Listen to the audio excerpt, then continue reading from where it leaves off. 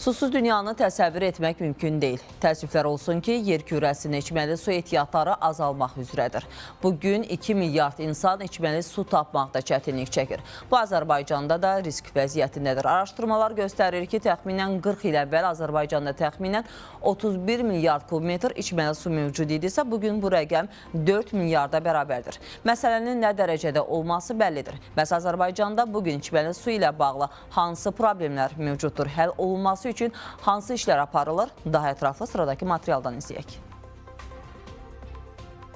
Hər damlasında həyat olan sərvət, su. Amma dünya artıq bu mənbəyi itirə-itirə gedir. Yer üzünün 75%-ni təşkil edən suyun yalnız 2,5%-i təmizdir. Deutsche Welle'nin verdiyi məlumata görə hazırda təxminən 2 milyard insan içməli suya tamamilə möhtacdır. Dünyanın yarısı isə müntəzəm vaxtlarda susuzluqdan əziyyət çəkir.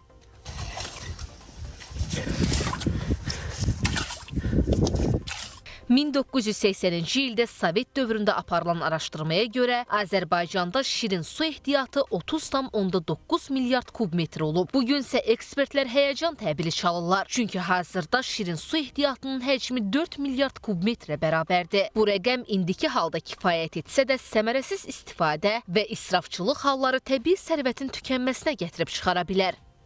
Diqqətli olmalıyıq ki, bu su ehtiyatları mütləq qaydada əhalinin sırf məişəti üçün sərf olunmalıdır. Həmin su anbarları ki, biz tikməyi planlaşdırırıq, onlara başlasaq, tədricən son 3-4 ilə yəqin ki, onları yekunlaşdıra biləcəyik. Bizim su problemimiz olmayacaq. Onu da diqqətlə işlətməliyik, həm məişətdə, həm suvarmada, həm də ki, digər sahələrdə. Bax, bu dediyim və qayda ilə su ehtiyatımızı istifadə eləsə, bizim problemimiz ola bilməz.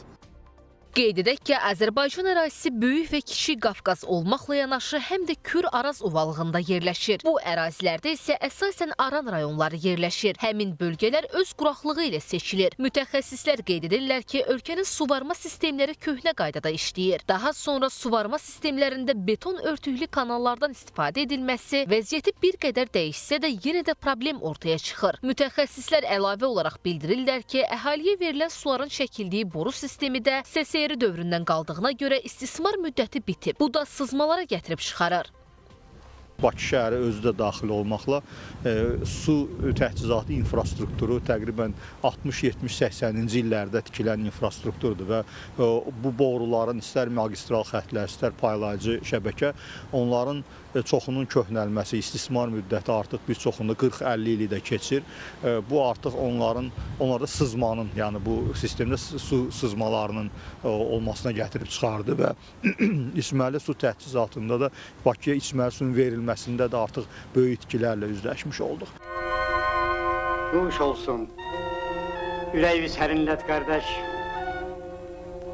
Buzlu sudur, ürək sərinlədən sudur. Xoşunuza gəldi mi qardaş? Ay sərin su, sağ ol qardaş. Bugün Azərbaycanda içməli su problemi dövlət səviyyəsində müzakirə olunan məsələdir. Bu problemin qırmızı xəttə çatdığına dair işarələr də var. Prezident İlham Əliyev Bakı şəhəri və Abşeron yarımadasında su təchizatı, tullantı və yağış suları sistemlərinin təkmilləşdirilməsinə dair müşavirədə geniş miqyaslı və müfəssəl dövlət proqramının qəbul edilməsinin vacibliyindən söz açıb. Bu proqram həm Bakı şəhərini, onun qəsəbələrini, Sumqayıt şəhərini və Abşeron rayonunu əhatə edəcək. Bir müddət bundan əvvəl mənim göstərişimlə proqramın hazırlanması prosesi başlamışdır və demək olar ki, proqram hazırdır. Biz bugün həm bu proqramı müzakirə edəcəyik, eyni zamanda görülmüş işlərlə bağlı danışacağıq və görüləcək işlərlə bağlı müzakirə aparacağıq. Bu proqramın əsas məqsədi qeyd etdiyim kimi Bakı və Abşeron yarımadasını dayanıqlı içməli su ilə təmin etməkdir. Proqram 2035-ci ilə qədər icra olunmalıdır. Bu fakt özlüyündə göstərir ki, nə qədər geniş miqyaslı proqramdır, çünki vaxt lazımdır ki, bunu biz tam icra eləyək.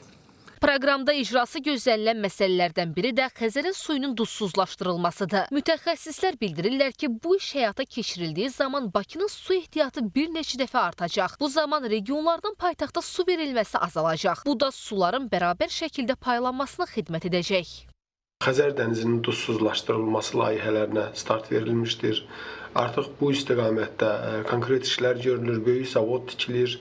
Bəli, Xəzər dənizinin duzluluğu dünya okeanı ilə müqayisədə 3 dəfə aşağıdır və bu da ona ümid verir ki, duzsuzlaşdırılma xərcləri dünya səviyyəsi ilə müqayisədə daha aşağı olacaq və bu alternativ su mənbəyi kimi həm də Bakıya digər ərazilərdən gətirilən suların azalmasına səbəb olacaq. Yəni bir alternativ kimi çıxış edərsə, bu isə həm də ekosistem dəyərlərinin qorunmasına səbəb olacaqdır.